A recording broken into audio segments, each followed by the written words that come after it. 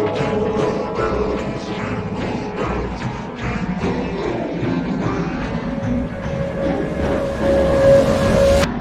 sorry, Dave. I'm afraid I can't do that. We're gonna pass over the mountain! Let us go under it! It's over, Anakin! I have the high ground! Make him stay, Merv. No! No! I'm gonna make him an offer he can't refuse. Live long and prosper. I figure life's a gift, and I don't intend on wasting it. Lover, don't you want to get down, down, down, down? Lover, don't you want to get down, down, down, down? Lover, don't you want to get down, down, down, down? Lover, don't you want to get down? Okay, Tim. I'm gonna talk to you like you've never seen Home Alone before, and give you kind of my version synopsis of this movie. Is that ready. cool? That we start out? I'm totally cool with it. Let's do it. So, starting out, picture this: starting out in upper middle class America in this Chicago neighborhood, in a house that's definitely probably over $1 million, right? I would say. Yeah. You meet this spoiled, rich 8-year-old kid, Kevin McAllister, who is the youngest three, four, five. I actually don't know how many children they have, to be honest, in this movie. It's really hard to even kind of tell. Right? I think it's 5, right? No, 4? Again, I don't know. But anyways. Yeah, you lose track for sure. Wait, sorry. I don't know anything about the movie. You don't know. Yeah, Continue. you don't know anything. Continue. Continue. He has the baby of the family kind of syndrome, right? Seemingly aloof parents that are left him alone at home during their trip to Paris that they paid to have all of their family members go on first class, for all the adults, because that's your typical American Christmas family stuff. Oh yeah, we all remember going to Paris on first class seats growing up. I think so. 10 minutes into being left alone, this kid now tears up the house, glitches through walls with his sled, runs from the cops, steals his brother's money, buys mac and cheese, and gets candy from a drunk stranger in a Santa Claus costume. And then along, all of a sudden, come these two adult burglars who I guess can't find like a better house on the street besides this one to go after. Somehow this kid finds out about their plan and decides he's going to stop them. But, using his private school education, does he call the police or tell countless people he meets in the movie that someone is trying to break into his house? No. I mean, does he, go somewhere else and just let them break into his house knowing full well his dad is filthy rich and could easily replace anything in that house? No, he just booby traps it, and he's lucky enough that these two are blind, obviously, that they can't see a glowing red door handle or stairs that have ice on them because, it's not like they live in Chicago and when instinctively look for that time of the year anyways. Of course. This kid fights these two, almost gets his finger bit off, survives, and puts them, behind bars. Perfect Christmas thing. You put the bad guys behind bars. Yeah. Finally, his parents, after figuring out he's not there on this airplane, they arrive in Paris. The dad kind of laughs it off, goes to the hotel, and then the mom's stuck there trying to deal with American Airlines, getting on a flight. Typical American Airlines, right? Like, typical. Super unhelpful. But, she goes through this whole thing. She eventually makes it back, reunites, and it's one big happy family again. No lesson learned, besides maybe not wishing that your family never existed. But I have a theory. It's a conspiracy. Okay, I'm ready. But I mean, I'm not. But go ahead anyway. they want you to think that this is a heartwarming story about a suburban kid surviving, being by himself, and beating up on those bad guys. But I'll tell you what this is. It's class warfare. All right, it's class warfare. These two down on their luck criminals just trying to make it through in this world that doesn't understand them or want them, so they had to turn to crime to survive. But what happens? A rich kid in a rich house stops them from stealing, and I'm not honestly sure what he was protecting the house, to be honest, anyways. But, keeping these two criminals from maybe getting to see their kids on Christmas and put food on their table. It's a classic tale of rich against the poor. Classic class warfare. And that's what Home Alone is about. This is the Serious Cinema Podcast Movie of the Month series. I'm John. This is Tim. Tim's coming to us from What's up? Florida.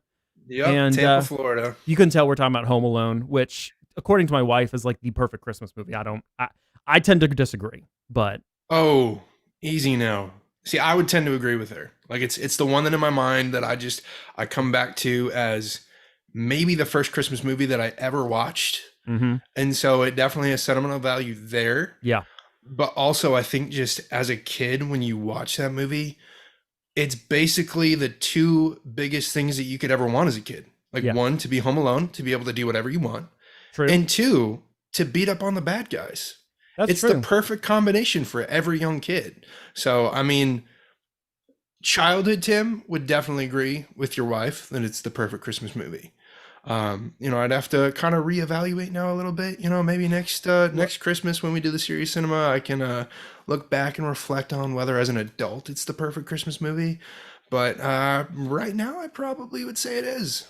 I can't agree with that. Like, to me, there really is no perfect Christmas movie. I like Krampus. Like, that would be my favorite Christmas movie. Fair.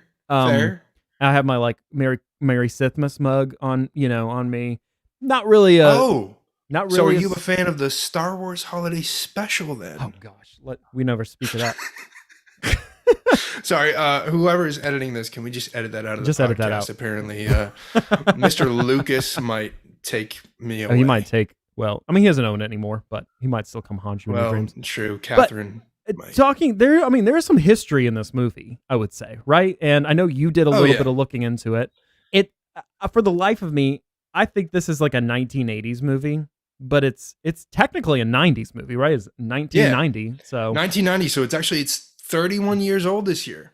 We just missed the 30-year mark on Home Alone. We could have hit it on the nose, but 31 years ago, Home Alone released in theaters, and I think I actually read that it was for the longest time the highest grossing live action comedy until some random movie beat it in 2017 that I hadn't heard of. That's crazy.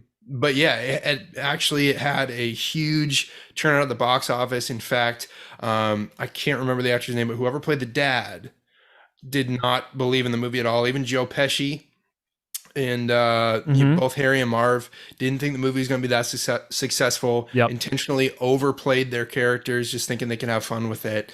And it ended up being way more successful than anybody thought, to the point where the dad on the set of Home Alone 2 apologized to the director. By the way, Chris Columbus was a director on that one, and apologized to him, saying, you know what, it ended up being a lot better than I thought it would be. Good old Christopher Columbus. It seems like that's a thing, though, with these Christmas movies, because it's even with like Elf.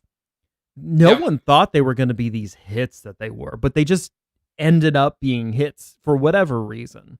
But so I feel like it's probably pretty hard to predict like classic Christmas movies, because I feel like you don't have as many anymore. But no, for sure. And I feel like now it's almost like it's just a death sentence to make a Christmas film nowadays. Because if it's not, it's got to be like the perfect combination of funny and heartwarming. I guess in Krampus's way, it's kind of like funny and sickening. But it takes that right combo to get a successful Christmas film. And I feel like Home Alone is the kind of movie, though, that even if it's not Christmas, I'm totally down for watching it, and that's what makes it so good. Yeah, I guess. I just am not a big Christmas movie guy. Like, okay, let me give you an example, and then we'll get on to the actual movie. I'm sorry, guys. The other night, I texted Tim, or Marco Poloed him, or whatever. We're old school. My wife asked me, like, oh, you want to watch a Hallmark? She told me, she gave me two choices. Hallmark movie or Hallmark Christmas movie, Hallmark, right? To clarify. Well, Hallmark Christmas movie, any Christmas movie, pretty much. Right. Okay. Or, gosh, why am I not remembering this thing now? What was the thing I sent you? Oh, Twilight. Yeah, Twilight, or The Twilight. That was the second opinion. I chose Twilight. That's how much I don't like Christmas movies, and I would consider Twilight like the bane of cinematic movies. It's just awful. There's not really a way to enjoy those movies. But that I think you made the wrong choice. Definitely think you made the wrong choice. But speaking of choices, yes. So getting back to the movie, little backstory here. Interesting tidbit. So we put up a poll for this one. Yes. We put up a poll to see which movie should we do a podcast on. And by the way, if you're new to the podcast, I mean, we're new to the podcast. This is episode number 1. So what John and I want to do is we want to put up a poll before the next podcast, and you guys get to vote on what movie we're going to talk about. So we put up a poll for this podcast, and there were two that John and I kept coming back to. There was Home Alone, and the other one was Christmas Vacation. Yep. fun little tidbit for you. So Chris Columbus directed Home Alone, and how he was able to direct Home Alone is he was actually slated to be the director for Christmas Vacation. I do remember that. See, he had a meeting with Chevy Chase, legend has it, and the two of them just didn't get along. really see eye to eye. I think Chevy Chase didn't like him, I think was what, right? Like he just didn't. Okay, well then that's what I heard. But yeah, I've heard that story. It's so weird. He told John Hughes, like, look, I'm not going to do Christmas Vacation. John's like, well, here's another Christmas film that I wrote. Here's Home Alone. Why don't you direct this one? And Chris Columbus ended up directing Home Alone. So directed by Chris Columbus. You know, a little interesting tidbit too is that if you can't tell from the Harry Potter sounding soundtrack, Yep, John Williams composed this one, which they were not sure that they were going to be able to get John Williams. Thought it was a long shot. He watched the film, was like, yeah, sure, I'll do it. So add this to another long list for John Williams. And Chris Columbus actually directed some Harry Potter movies. Yes. Yeah. Exactly. So, yeah. two of them working Brought together. John Williams back. But let's, a little bit of that history. That's interesting little facts. And we'll get more into the directors and what would happen if a different director later on this podcast. So hang on. But we're going to get into a little bit of the things we thought about in the story of this classic Christmas tale. The first thing I noticed, I got to say, when this movie started, the 21st Century Fox intro, right? Another Disney casualty. Of the war of owning all the streaming companies and all the production companies, I guess. Yeah. But my wife told me that I had to mention that, just mention how killer the soundtrack for the intro is. It's a little much for me, but I mean, whatever. John Williams is a little much for you. I'm more of a Hans Zimmer guy. I know that. I mean, I can't blame you for that. Yeah. But to say that John Williams is a little much is a statement I'll never be able to support. Well, ever. I mean. Ever. It's like, it's so haunting. It's like, dun, dun, dun, dun, dun, like the way it comes in. You got, what I found really interesting is you have an animation or an illustration of the home with the title sequence coming in. Yeah. But it looks to be actual footage of the moon. Just interesting as you watch that intro that they've got the moon, and the moon almost feels like it plays a character in the movie in a way, which we can get into later, but a lot of the pivotal moments of the film come at nighttime when the moon is out. So it's just a subtle little intro there. It felt like of setting up, all right, really what this movie is about is a house in nighttime. That's true. And I mean, speaking about this house, like, I think most people know this by this point, because this movie's been talked about so much, that the house that they're filming, they film the outside of, is like not the one that they actually film inside. It's a totally different house or set that they built to do that. Yeah, and they built it. I don't know if you know this. They built the set for the house, if I understood this correctly, in the gym of the high school where they filmed Ferris Bueller's Day Off. Interesting. Yep. Very interesting. Little movie cinema tidbit for you. Yeah, I guess. Here's the thing to understand about the Serious Cinema podcast. Like, we take our facts very seriously. Now, the validity of the facts, I cannot guarantee, but I can guarantee that I'm serious when I present them. Oh my gosh.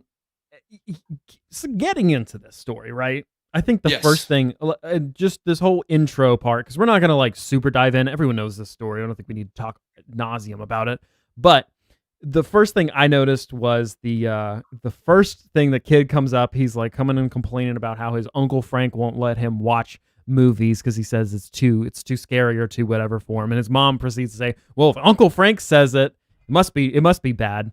Which to me, I'm pretty sure I'm Uncle Frank in real life. Yes. Absolutely.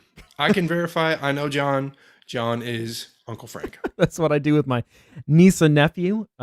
Yeah, John probably introduced them to Krampus like at Thanksgiving. I mean, probably. I have scared them with some of my videos, so I apologize to them. But that was just a funny part to me. I'm like, that sounds like a typical family. That's really, to me, the only part that sounded like a typical family. And, and then everything after this just sounded kind of weird to me, just from my perspective.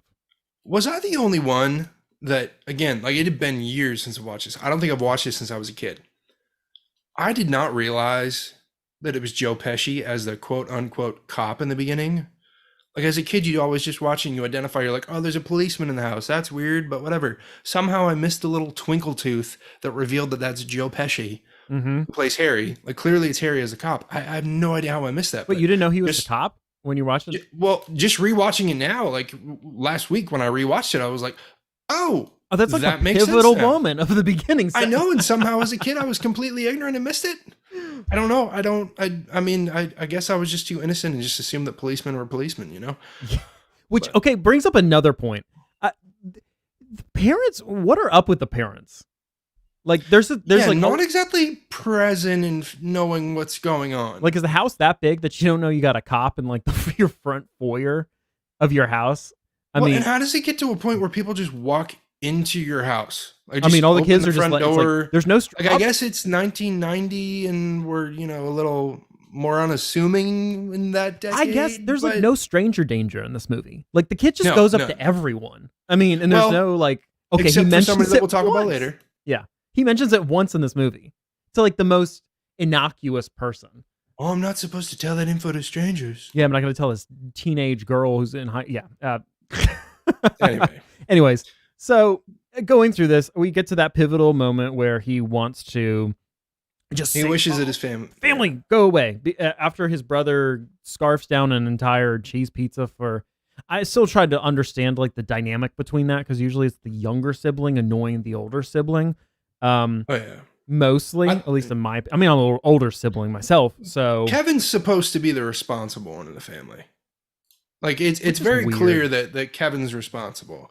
And like not Is to he? jump too far ahead, Yeah. but even to the point where did you notice that like so the first thing that Kevin does when his family leaves Mhm. is he jumps on the bed and he's jumping on the bed and it's very clear that Kevin has showered. Yeah. Like just goes to show you what kind of kid Kevin is. Like Kevin is clearly and at least in some ways, responsibility wise, more mature than the rest of his siblings. Yeah, they try to paint him that way, but he's a little brat. I'm sorry, he's a spoiled For rich sure. brat. For sure. That's how I see the movie. Rewatching this as an adult. So let me ask you this now, rewatching it as an adult.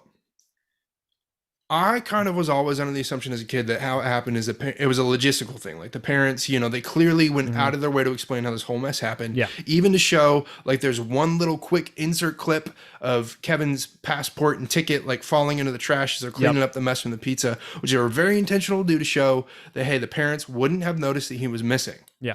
Now, my question though is, did they forget him, or in the spirit of it being a Christmas movie, Mm-hmm.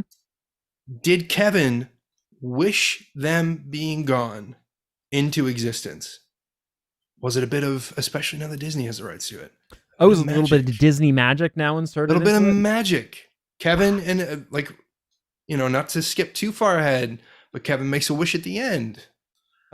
Did Kevin wish this into existence? Was it not like, even if the parents had tried to remember Kevin, even if they like went into the room and asked him to come down, like put him in the van, somehow it was just guaranteed to happen that Kevin was not going to get brought. Mm-hmm. Yeah. I mean, that probably, I guess you could chalk it up to a little bit of magic. The thing that stood to me, that scene, and then we'll kind of move on to the more middle section of this movie, was the scene where he obviously his brother's being just as bad as he is, right? Like they're both, there's both wrongs on both the sides. The uncle calls him a jerk or whatever and says all this stuff. I'm sorry, I don't care who it would be. I would kick that person out of my house. If it was my brother talking to my child like that, there would be words like, you don't need to talk to, my child like that. I don't know how. I mean, I don't have children. I do, and I would definitely kick that person out of my house for sure. That was the one thing. I'm like, it was kind of. There's a lot that they did with Uncle Frank that was 100% for comedic effect that would never work in any family dynamic ever. Yeah. So, but I mean, this leads to like one of my favorite parts of the film, which is Uncle Frank on the plane, and he's like trying to sneak the china and the glasses like into the bag so that they can take it with them. It's so bad. He's like, such a terrible Uncle character. Frank is like the opposite of me. Like I would never like allow myself to even think of doing that. Like my just rule following is too much. Yep. But the fact that he did just makes it amazing to me. It's crazy. So you get past that scene. He gets put up in his room, whatever. He sleeps in. But the funny thing was, so they leave. Yeah. The mom trusts this teenager to do the head count of the children who are going, because teenagers can be trusted. I didn't think I could be trusted as a teenager. And then they just go to the airport, all board the plane. How do you get through? Well, I guess this is pre 9/11, and that goes that. I mean, Yes. that's more something we're gonna Yes. talk about later, not how much this movie holds up to time, which, but they get through there, they get on the plane. They don't even check to make sure that they have their kid on the plane, which is dumb. You're going to another country. It's terrible. But you get past that, you do that. What's like, when he realizes all the stuff that's happened, like, what's he do? It takes him 10 minutes for him to like start riding a sled down the stairs. Oh yeah. I mean, because that's what you would do. Would Like, you? I have the entire place to myself. I guess Now, maybe I'm not as crazy. I don't know. biggest issue I have with the film, it is 100% clear they don't even try and avoid it. Yep. That the staircase and the doorway do not line up. Yep. If Kevin rides that sled down the staircase in real life, he smashes into the wall. Yep. 1000%, which would have been hilarious. Yep. But instead they have him fly out the doorway, and it just doesn't line up, and that bothers me a little bit. It's bad. And then the funny thing is with this thing is the one swear word that was used in it, which my wife says, Which was actually more than one. there's more than one. It's used Watching twice. it as an adult, I mean, it's pretty. There's a couple words in there that I was like, oh wow, no wonder my mom threw this in the trash. And see, my wife said that was the first time she heard that word in So it's kind of funny. I mean, Yeah. for a children's movie, having some language in it and having some things that are very almost dangerous for that, but Yeah. So moving along though, I feel Yeah. like we kind of have to move through the story a little bit. Yep. But before we do though, Uncle Frank, his line there where he says, the mom's all distraught and she's like, "Oh, I can't believe we left Kevin. How did we do this? I'm a horrible parent." And Uncle Frank goes, "Well, if it makes you feel any better, I forgot my reading glasses." Like Good just 0% in touch with reality. Good old Uncle Frank. But so we move through it. He has his fun as a kid. He destroys his brother's, shelves by climbing up them within the first 2 seconds, which to me is pretty dangerous. There's so much stuff he did in this that like should not be shown to children, because they're like, "Oh, I can do that, and I can fall from 9 foot up high and break all these shelves and not kill myself."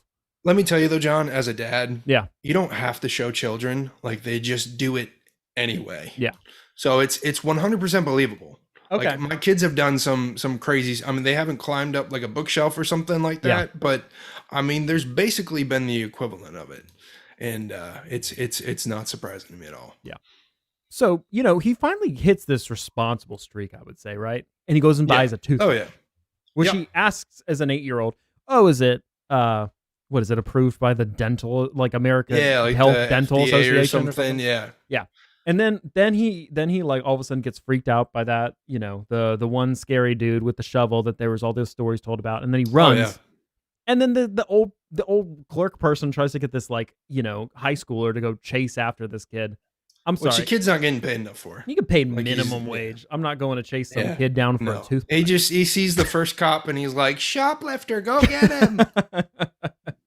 Which then even the cop seems that way. The cop seems like, "I'm not getting paid enough for this. Why am I chasing some kid through Chicago on slippery ice for a toothbrush?" Yep. And then, eventually he runs into the two guys that are going to eventually break into the house and do all that in the daylight, and they just follow him in this creeper van forever. I think this movie would have been more interesting if the burglars were smart. But yeah. I mean, I get it, but yeah. Yeah, I mean, it's meant for comedic effect, obviously. It's obviously these guys were intended to be bumbling idiots. I totally get that.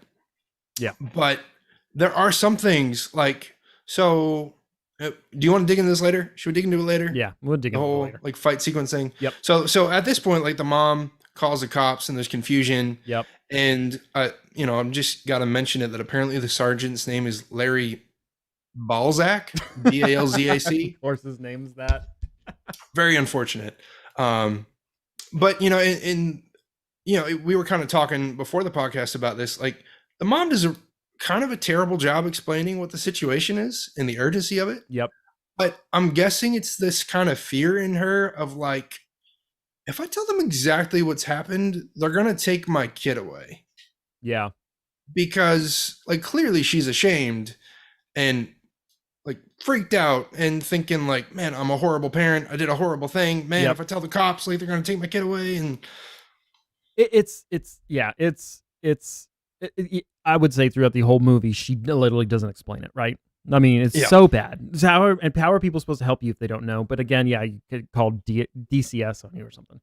Though I don't know if that was a big of a problem back in like that time. But so we continue on. You know, you get introduced to the wet bandits whose thing is flooding people's houses, which, you know what, actually is probably not bad because I bet insurance covers that.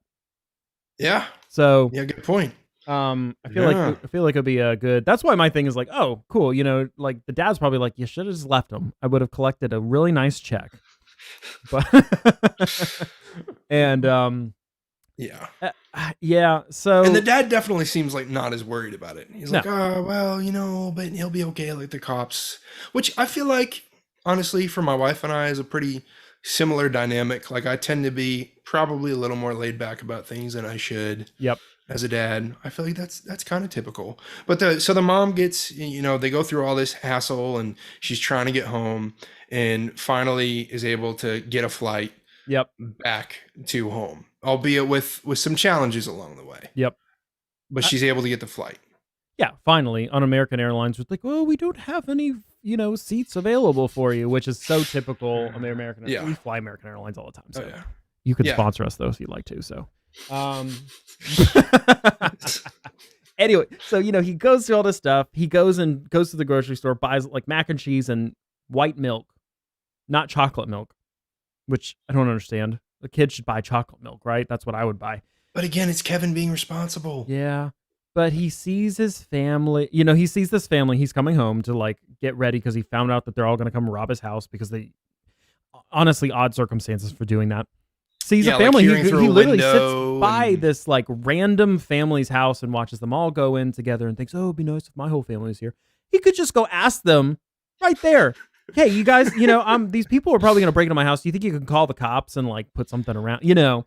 Oh, also my family's in Paris and they left me here. But so the whole toothbrush scene, which we think is kind of ridiculous. Yep.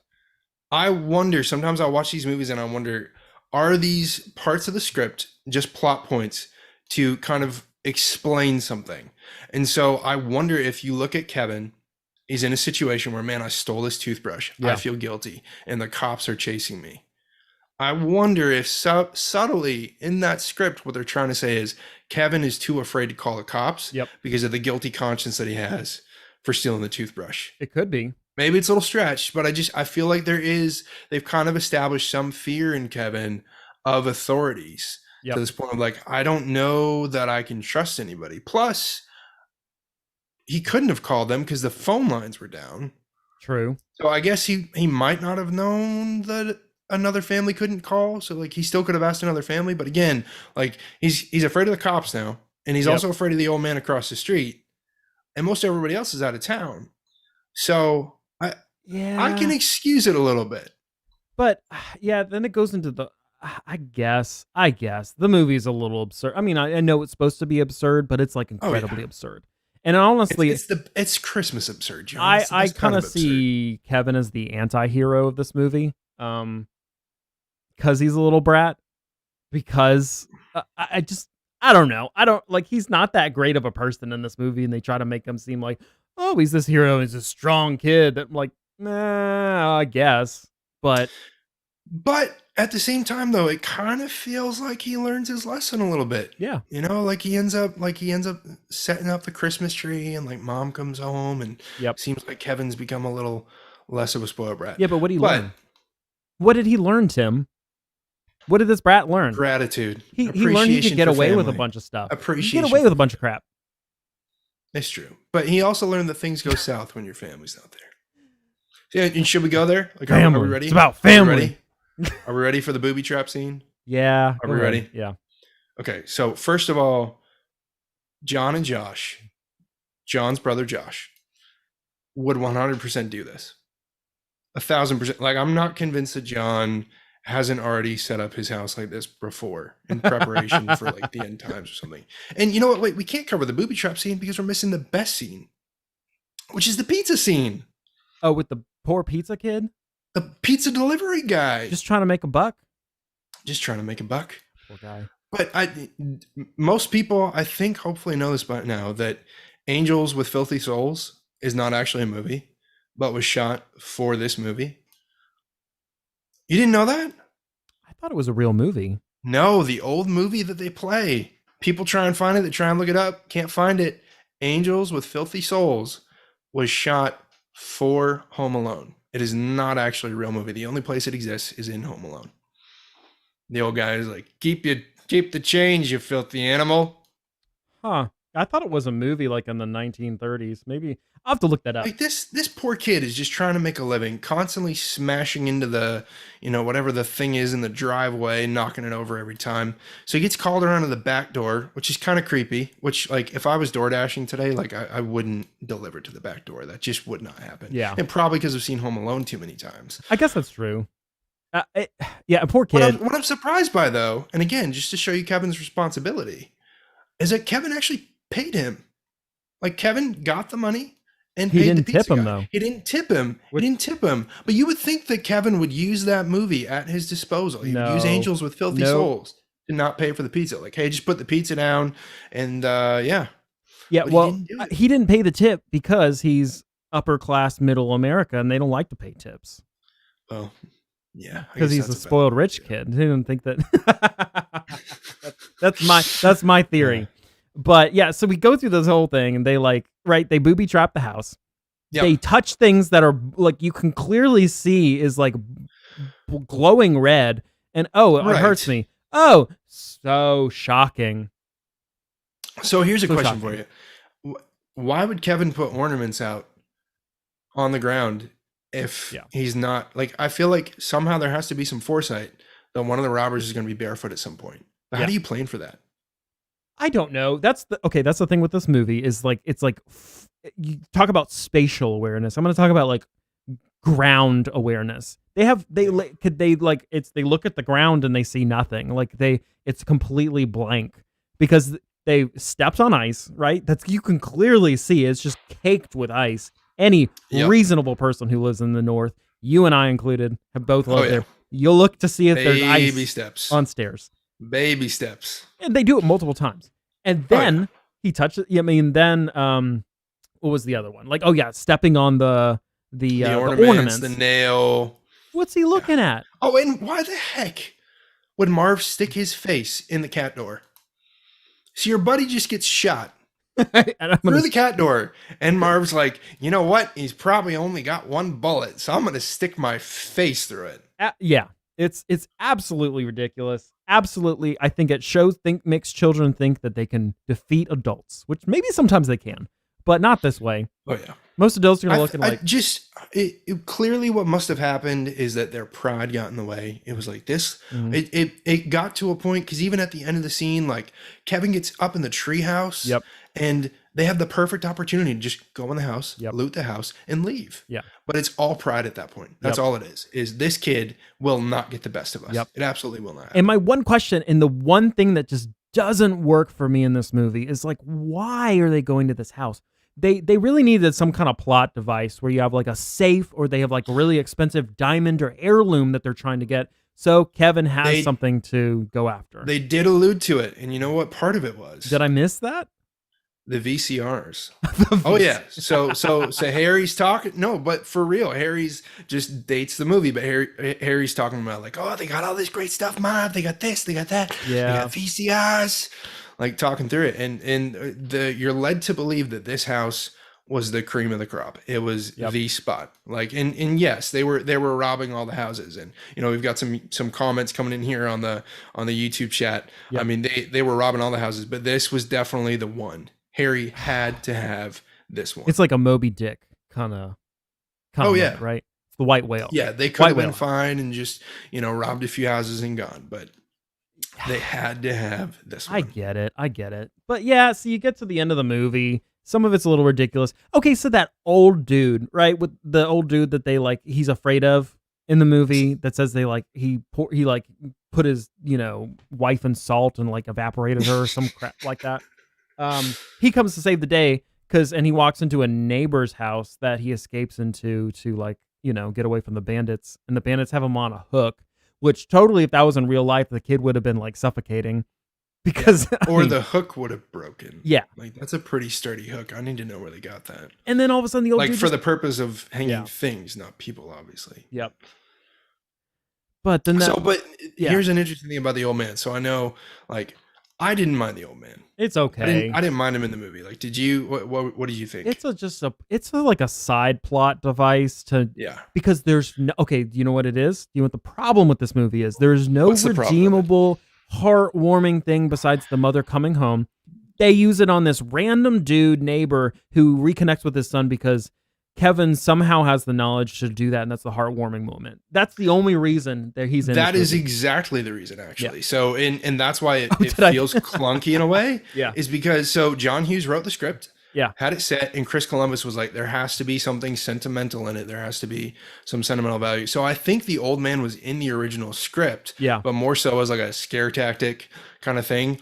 That makes sense. Which explains like why, if he's actually a genuinely nice guy, when Kevin sees him in the dental place, did he not just be like, "Hey, there's nothing to be afraid of. I'm just an old guy." Like, yeah. But Chris Columbus was like, there needs to be some sentimental value, and we need to add in the old man coming up to him in the church, and we need to add in the old man and the situation with his family. Yep. To add sentimental value to the film. Yep. And that's why I don't think it works as well, because it was added after the fact. It just after the I fact. don't love the scripting of the movie. I know my wife thinks it's like the perfect Christmas movie. Whatever. But I mean, it ends, the mom comes home, and then all of a sudden, how did the mom get there, and then the dad and the family got there like right after her? If like there was flight delays because of bad weather, like you don't just clear it up. Well, I guess they probably got a direct flight from Paris to Chicago. I guess. John, she flew American. That's true. I guess I should leave that. But anyways, they all get back together happily ever after. He gets to have his Christmas, and then he gets, his brother finds out that he stole all his money. So yeah, I just think he's the anti-hero of this movie. I think it's a little bit darker than people give it a little bit, credit for. Yeah. So we've highlighted this whole film with the premise of, what if Quentin Tarantino directed Home Alone? Yes, I know some people. Right. I know some people in the chat are upset because I saw one person leave, and it's been 20 minutes we're talking about it. Yeah, it's a podcast. We're gonna get to it. Don't worry. Like, we should have just timestamped it and been like, hey, at the 43-minute mark. Well, I probably should timestamp. It was going to come in, but this is. I think I can help you, John. Yeah, we're gonna go into alternative director picks now, right? We're gonna talk about who we would have picked. Yes, separately. Alternative director picks. All right. So here's how we can make the Home Alone that you want. Okay. We get Quentin Tarantino to direct Home Alone. Here's how it works absolutely out. Beautiful. I don't think Quentin Tarantino can make this movie with a child as the star. I don't think he's capable of making the children's version of this. I don't. I think Martin Scorsese could. But wouldn't that be more shocking? Hugo. Yeah. Okay. It would be, but Tarantino writes his own stuff, and Tarantino wouldn't write it that way. Okay. So here's what Tarantino writes. Bruce Willis, as a widower. Yep. Hurt from the loss of his wife, not celebrating holidays, just staying home, has no family around. He's just home for Christmas. Yeah. Steve Buscemi and Samuel L. Jackson want to break into his house. And they're like, maybe you could work De Niro into there. I think it's more a Buscemi and Samuel L. Jackson thing. Now, the classic thing about Quentin is his circular plots. So the nice thing about this film is it's actually about Harry and Marv. Yeah. Tarantino's movie is about Harry and Marv. Yeah. Okay. It's not about Kevin. So Kevin is the widower, and like we get, because it's Tarantino, and if you see Once Upon a Time in Hollywood, he's like the Sharon Tate of the movie, where there's not really a whole lot said. It's just these little vignettes of a character. And so you've got Steve Buscemi and Samuel Jackson, and you get the backstory of like, why were they criminals? Were they bullied in high school, and like they're like, we got to get these rich guys, they're stealing all our money. But it's a circular plot, so we get a lot more context to it. And obviously, Home Alone is it's a pretty straightforward film. Tarantino just makes it completely complex. But I feel like he could up the violence level. Oh yeah, it would be incredibly violent and gory, and like no child should ever watch it. And obviously, at some point, like Steve Buscemi has to like reach into the trunk and get something. And then as Bruce Willis is going crazy as the criminals are in his house, like before he unloads all his bullets, he like puts on a record that he and his wife danced to at their wedding to play as he's like laughing and spraying fire, and just it would be an absolute mess. And the movie would just reach this big explosive, like maybe quite literally explosive ending. That would be awesome. Like the house blows up. That would, to me. But if Marv and Harry are the heroes of the film, though, yeah, who ends up not living? Like everyone, right? I mean, that's a Tarantino movie, right? Like everyone dies for the most part. John, okay, well, sorry guys, we can't ever do a Tarantino movie on this podcast because you just heard all of them. Because they all die. I mean, it's true. That's what he does. He just kills everyone on his movies in the most graphic ways possible. That is my pitch for if Quentin Tarantino directed Home Alone, and I just can only imagine him talking about, I like to think I do a decent Tarantino, like talking about Bruce Willis as the widower, and so we put Bruce in this position where he's this widower, and it's tragic really, but there's this vengeance and revenge that the Harry and Marv have to get. I digress. Okay. So who would be your director pick? All right, I thought long and hard about this. Okay. I don't believe that. To tell, complex stories in like a more fun, complex way, in a modern way, right? Well, let's bring in Lin-Manuel Miranda to come direct this. Let's make it a Broadway show. Very violent, Broadway show. And, since, I'm not really the impersonator here. I figured I'd let you kind of like come up with some verses for this, how it would sound. Well, it'd probably be something like, his name is Kevin McAllister. Kevin McAllister. And he's waited all his life for this. Does anyone know where his family is? Something like that. Yeah. So, I mean, I think it'd be a perfect thing. And then you could even transition it to also be about the two bandits, right? Because his whole big thing is about making sure that everyone can tell their story. And I really don't feel like you get the bandit story in this. You just kind of get them as they're a bunch of buffoons. What about their lives? Who's going to remember their story? Yeah, it'd be this like really sympathetic thing where in the end, like Kevin like visits them in jail and brings them like a pot roast or something like that. Yep. And they sing together in the prison. Like all the prison joins in. The warden's like dancing down the hallways. Yes, absolutely. I need a dancing warden. Turn Kevin McAllister into a more hopeful person who helps the burglars out of their situation, connects them with their dad, gets them jobs with their dad, because we don't actually know what he actually does. Get him some jobs. Help him out. Help these guys out. Yeah, get him some money, get him some VCRs. Exactly. So that would be my pick for this movie is Lin-Manuel Miranda. Yeah. I respect it. So this brings us to what is your favorite casting for this movie? My favorite casting? Oh man.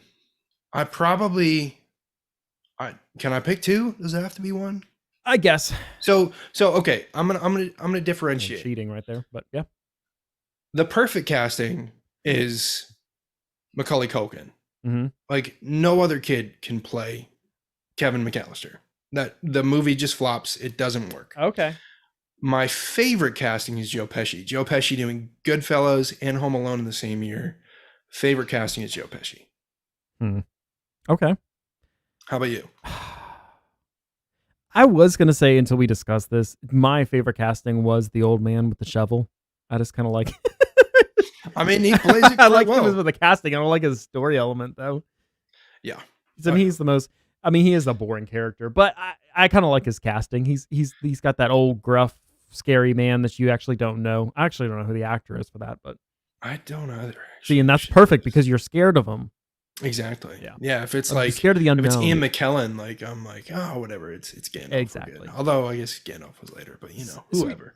So what about worst character? He's your gruff old man. I'm okay with him. So what about your worst character for this? My worst character? Yeah. What would you say the worst? The shopping clerk at the grocery store. Like seriously, this young kid walks into the store, is checking out all these groceries, hands you a credit card, and the best you can do is just be like, oh, where's your mom and dad? Like, you're not gonna like watch him as he leaves the store, like make sure he gets to mom. Like, Yep. like there's a lot of people in this film that we could really blame for not being a little more woke to the situation and aware of what's going on. But definitely that would be my least favorite character. Yeah. I guess, but I mean, she's like a teenager herself. So what's she gonna do? Like, she's probably not really I thinking. guess, but you gotta have higher standards for these kids nowadays. Yeah. Uncle So who's Frank. yours? Uncle Frank. Actually, no. I'm gonna no, scrap Uncle Frank. no, Kevin better. McAllister is the worst character in this movie. I cannot stand him. I don't like watching it. So, I mean, I can excuse Kevin a little bit. I cannot excuse Uncle Frank. Yeah. Uncle Frank makes the movie. Like, Uncle Frank, just like pretty much everything I laughed at in the movie was Uncle Frank. okay. I don't like Kevin McAllister. I'm gonna go with that. That's mine. So that being said, for recasting this part, I don't like Kevin McAllister. I'm gonna go first. I'm gonna go first with this one. I'm gonna let you go first with all the other ones. Okay. I accept. Okay, cool. My pick would be, which a lot of people wouldn't think about, but he already had a budding career in Back to the Future that some people don't know about. None other than Frodo Baggins from the Shire, Elijah Wood. Think about it as a moody, introspective Kevin McAllister. I can't do it. A very complex, tasteful. Free Willy meets Home Alone. Like, no. Look, Free Willy was 10 times better a movie than this one. Oh, stop it. We will have this fight another time. I truthfully, and I will stand by this, I don't think the movie works with anybody but Macaulay Culkin as Home Alone. Like, he looks the part. He plays the punk really well. He plays the cute, adorable, innocent, like, oh no, I got aftershave on my cheeks really well. Yeah. Like, you want to eat him up. He just, like, you want to just scoop him out of the house and be like, you're safe now, Kevin. But at the same time, you're rooting for him. You're like, yeah, get the bad guys. Do I'm not rooting for him in like, 1 second. He's the perfect combination. But think you root for Elijah Wood in Lord of the Rings, right? Think about him with Samwise Gamgee. But with him, he has a friend to be a homeless kid off the street who he helps along, brings him in here. They team up together because they're both alone for Christmas. They both help each other out. You have your street smarts and you have your book smarts kid that combine to make the perfect team. It's all about friendship. More like October Sky Miracle on 34th Street kind of vibes. Yeah. And then Kevin McAllister realizes, with Elijah Wood playing this much better, he realizes how much of a brat he is, how privileged he is to have what he has versus what this other kid has, learns a little bit, brings this other kid who doesn't have a family, because he gets to see the other side of who doesn't have a family instead of just the random old dude that doesn't hadn't talked to his son for who knows why forever.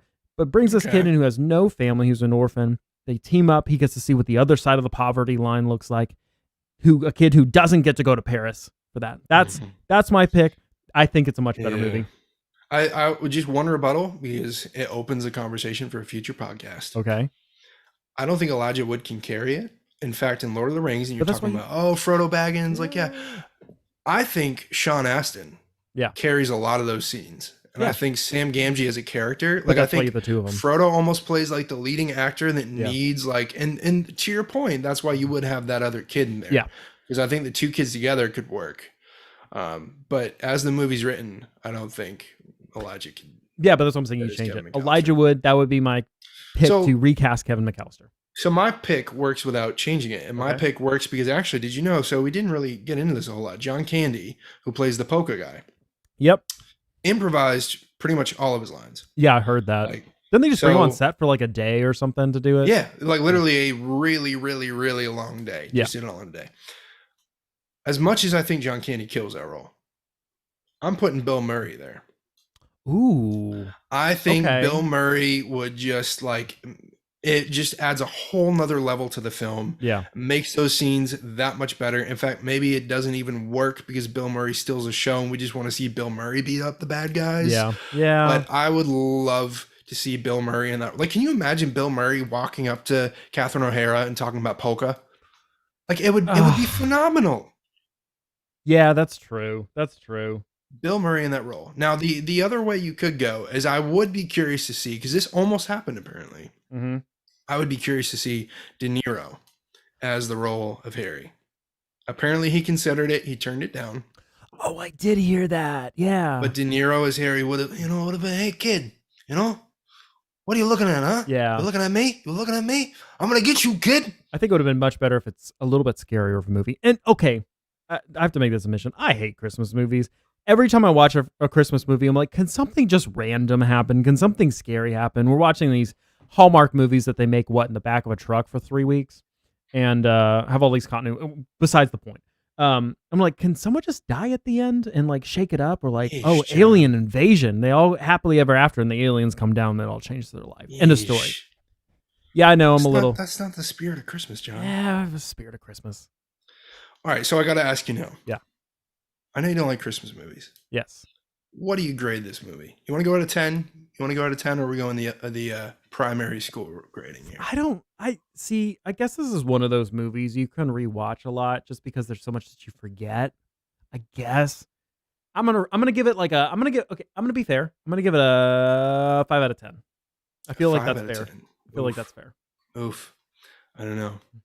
I do have some qualms with this movie. You know, after our conversation, I'm thinking maybe it's not the perfect Christmas movie. It might be the most perfect that a Christmas movie could get. How relatable is it? It plays into, in my opinion, it's everything I want to be. Exactly. Like, it plays into want freedom, the and American I want idea, to right? Yeah. beat up on the bad guys. Like, I want to go to Paris so on first class relatable. tickets. Yeah. Oh yeah. Yeah.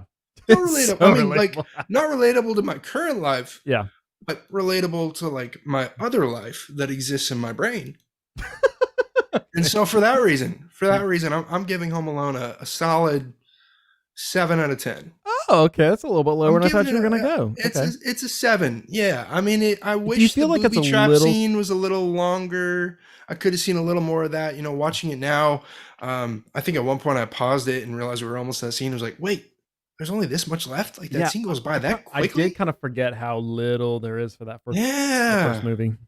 Now, I also get this one and the second one mixed up a little bit, so maybe there's a little more in the second one than There's a lot more in the second one. There. It also makes a lot more sense. Okay, because the one thing we didn't talk about is the fact that literally he went to a church. It was already dark out. They said that they were going to be there at 9 o'clock. It's already dark out. So it's probably like 6. We'll say as a low estimate. He gets back to the house probably, let's say like 7:30, 8 p.m. No, so the clock chimes at 8 when he's running out. Yeah. So I counted the chimes. The chimes are 8 o'clock when he's running out of the church. So he gets figures home out a little after 8 o'clock. So he booby traps this house. An 8-year-old kid booby traps this house with all that stuff in under an hour because he still has to get home. Oh, yeah. Okay. Oh, yeah. Yeah. That's a little. I mean, I feel like Kevin's probably the kind of kid that he's lying in bed at night and like can't sleep. And so he thinks about, man, if bad guys ever break into my house, what am I going to do? But see, this whole movie, and that's what's so hard, is it is not like evergreen content, right? Like you could say like Frosty the Snowman, fine. You could say, Rudolph the Red-Nosed Reindeer, fine. There's nothing in that would make it right. Because not talking timeless. snowmen and magical reindeer exists today, right? Yeah. Yeah, but there's nothing that exists. I mean, this would not happen in today's world. First, you got airport security that they like make you pull out everything, and you'd know your child's not with you at that point because you're standing there forever. I can say though, I have a friend. This is not my story. Okay. But this is a story of a friend of mine who was on a road trip. Okay. Family stopped at a gas station. He went into the bathroom. Mm-hmm. He came out. The car was gone. His mom didn't even check to see if he was in, did just automatically assumed everybody was in the car. Like, these things can happen. And as a parent, it terrifies me that you could just forget. But I do now, again, nowadays, with all the steps that you have to go through in airport security, I don't think there's any way that could happen. But I could see them at least getting to the airport and realizing, oh wait, I thought Kevin was in that car. Wait, he's not in that car. Ah, Kevin. Yeah, but there's, I mean, that okay. Maybe I should have made a different point from the beginning from here. So it is what, 2021. Do you know what happens nowadays? Babies literally come out of the womb with cell phones in their hands. So, yeah, I mean, the kid would have been able to broadcast Facebook Live. I got left alone by my, home by my family. You know, they But just he'd let probably me. be too busy on TikTok to think that he should do that. I guess, but I feel like DCS would be all over this. I- So bad. I don't have children, so you know, I'm just. Wait till you become a parent, John. You'd be surprised. Oh yeah.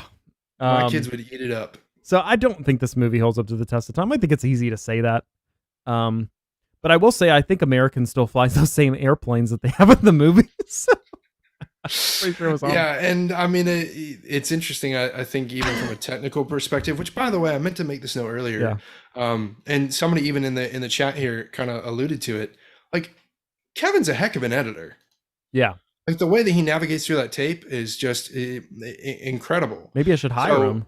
Maybe I should, but a couple things that don't hold up super well. Mostly is the tooth twinkle looks a little questionable there. But apparently the bullet, the BB bullet that hits Marv in the face. They paid some guy in his basement like $600 to physically paint that bullet onto the frames of film. That seems like a lot, right? Can't you just get like a plastic thing and like I don't know. Then you I don't know. You could figure that actor out. safety, John. Actor safety. Yeah, I know. Gotta watch out for that. That's true. I guess it's too soon. Yeah. But overall, I love this film. Yeah, I still hate love this film. I'll revisit it. I'll watch it probably every Christmas. My kids will watch it and appreciate it and get, terrible ideas in their head, like climbing staircase or climbing bookshelves and sliding down staircases. But I think Kevin McAllister is just the punk that every kid wants to be, in the worst way possible. But he ends up, finding a little bit of a truth about what family really means. And, even brings an old man together with his family and feels a lot better about himself until the next movie comes around. I guess you could say that. Fine, I'll give him a little bit of a break. Okay, he's a rich, spoiled kid. He doesn't know any better. I accept. But yeah, that's kind of it for this. Before we get to our question and answer, which you guys watching live, we'll go to that. But to find us on this, we're gonna release this as a podcast to Spotify, Apple Music, Google Play, Stitcher, whatever you want to call it. And really appreciate a like and a rating, a 5-star rating, because I heard that's what helps push you up in the podcast rankings. The only thing I ask, give our podcast a better rating than John gave Home Alone. Yes, please do. So, but thanks guys for watching. Be sure to check out our social media channels, the Frame Voyager social media channels, to vote on the next movie. And that's what we're actually going to get into here now with the live section. Now that we're done with the podcast. So yeah. All right, guys. Let's answer a couple questions before we get to what movie we're going to do. I don't know. How many been awesome. Tons of chats coming in, comments. I know we didn't address all of them, but even Ethan talking about here, Ben Kingsley is the old guy. That'd be interesting. Imagine if it wasn't a BB gun. Yes, actually, Corridor Crew has done a video on that where they made Home Alone rated R. Oh, is that where I saw that? Yeah. I was curious if people had talked about Tarantino in Home Alone, and I did see a clip that was like extremely gory, like Mark's head gets shot. Yeah. And maybe that was Corridor Crew. Yeah. But we'll be talking about this here for a little bit, guys. We'll answer a couple questions for the next couple minutes. If anyone has any that's on here, I know it's kind of late, but I guess we can go into what the next movies we want to watch are.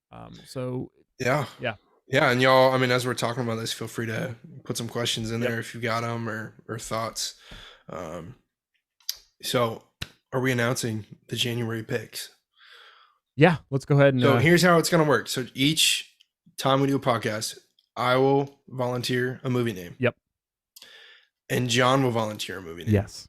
And you guys get to pick which one we do in the next podcast. And there's a catch.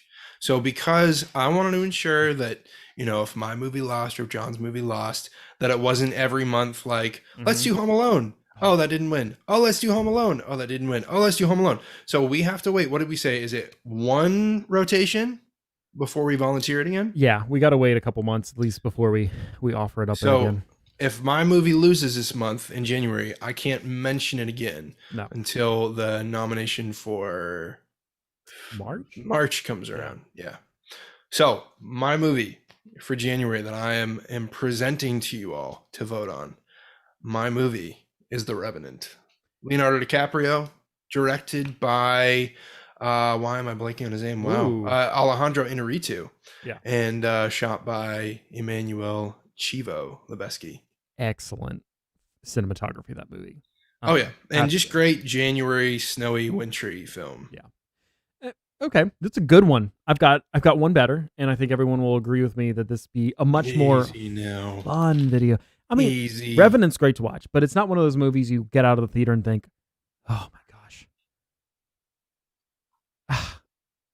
like I got to see this again," right? Like you don't feel great watching the movie. Oh, So in lieu of me not really wanting to see it again, even though I love the movie, I'm gonna suggest Ice Age, the first Ice Age movie, because it's it's January, Respect. it's cold. So respect. those are gonna be our two movies. You could pick Ice Age or The Revenant. Oh yeah. Uh, Yeah, Ice Age and The Revenant are quite similar, adventure, people braving the elements to to fight for life, So yeah, somebody here wants to know if they can call in. Oh, sorry. We'll get some call-in numbers here at some point.